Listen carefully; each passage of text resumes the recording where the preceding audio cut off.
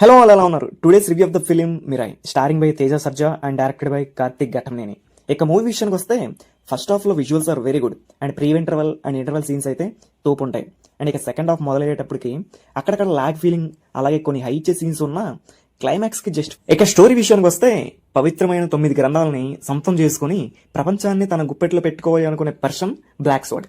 అతని హీరో వేద ఎలా ఎదుర్కొంటాడు అండ్ ఆ టైంలో మిరాయ్ హీరోకి ఎలా ఉపయోగపడుతుంది అనేది మీరు సినిమాలో చూసి తెలుసుకోండి. సినిమాలో ఇంకా దేని గురించి మాట్లాడుకోవాలి అంటే అది బీజిఎం భయ్య చెదగొట్టేసాడు అంతే. అండ్ విజువల్స్ ఫీస్ట్ అని చెప్పొచ్చు. మూవీ యాక్షన్ సీక్వెన్సెస్ ఉంటాయి, కిర్రాకుంటాయి అసలు. ఇంటర్వల్ తర్వాత ఒక ఫైట్ సీక్వెన్స్ ఉంటుంది, క్రేజీ అసలు.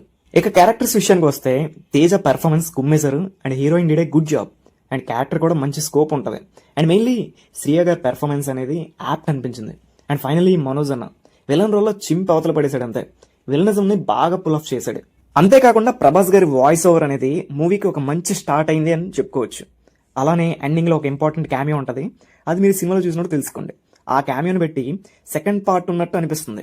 చూడాలి ఇంకా ఏం చేస్తారు. ఇక డైరెక్టర్ గారు తీసుకున్న బడ్జెట్ లో మంచిగా ప్రజెంట్ చేశారు మూవీని. కాకపోతే క్లైమాక్స్ ఇంకొంచెం బాగా ప్లాన్ చేసుకోవాల్సింది.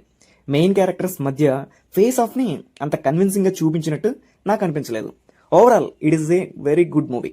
డెఫినెట్లీ థియేటర్ లో ఎక్స్పీరియన్స్ చేయాల్సిన మూవీ. సో ఇది గైస్ రివ్యూ నచ్చితే లైక్ చేసి షేర్ చేయండి and mostly do subscribe to my channel Cinemax.